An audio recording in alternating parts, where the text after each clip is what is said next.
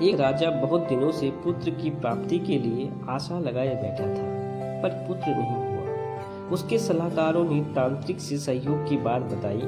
सुझाव मिला किसी बच्चे की बलि दे दी जाए तो पुत्र की प्राप्ति हो जाएगी। राजा ने राज्य में ये बात फैलाई, जो बच्चा अपना देगा उसे बहुत सारे धन दिए जाएंगे। एक परिवार में कई सारे बच्चे थे, गरीब भी थे। ऐसे ऐसे बच्चे भी था जो ईश्वर पर आस्था रखता था तथा संत के संग में सत्संग में ज़्यादा समय देता था। परिवार को लगा इसे राजा को दे दिया जाए, क्योंकि ये कुछ काम भी नहीं करता। हमारे किस काम का, कोई काम का भी नहीं है। इससे राजा प्रसन्न होकर बहुत सारा धन देगा।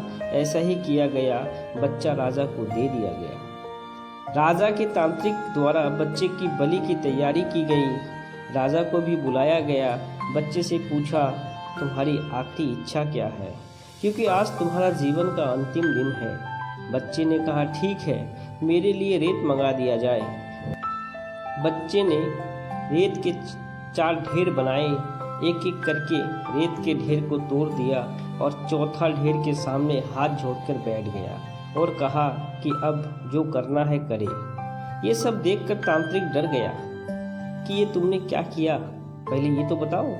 राजा ने पूछा तो बच्चे ने कहा, पहली ढेर मेरे माता पिता की थी, मेरी रक्षा करने वाला उनका कर्तव्य था, पर उन्होंने पैसे लेकर मुझे बेच दिया, इसलिए मैंने ये ढेर तोड़ दिया। दूसरा मेरे सगे संबंधी का था, उन्होंने मेरे माता पिता को नहीं समझाया। तीसरा आपका है राजा, क्योंकि राज्य के सभी इंसान रक्षा करने का राजा का ही काम होता है, पर राजा ही मेरी बलि देना चाह रहा है, तो ये ढेरी में मैंने तोड़ लिया। अब सिर्फ मेरे ईश्वर पर मुझे भरोसा है, इसीलिए मैंने ये ढेर छोड़ दी। राजा ने सोचा, पता नहीं बच्चे की बलि से बाद में पुत्र की प्राप्ति हो या ना हो, क्यों ना इस बच्चे को पुत्र बना लिया जाए। इतना समझदार और ईश्वर भक्त बच्चा है, इससे अच्छा बच्चा कहाँ मिलेगा। राजा ने उस बच्चे को बेटा मान लिया और राजकुमार घोषित कर दिया। दोस्तों, इस कहानी का भावार्थ यही है कि जो ईश्वर पे यकीन रखते हैं उनका बाल भी बाका नहीं होता है।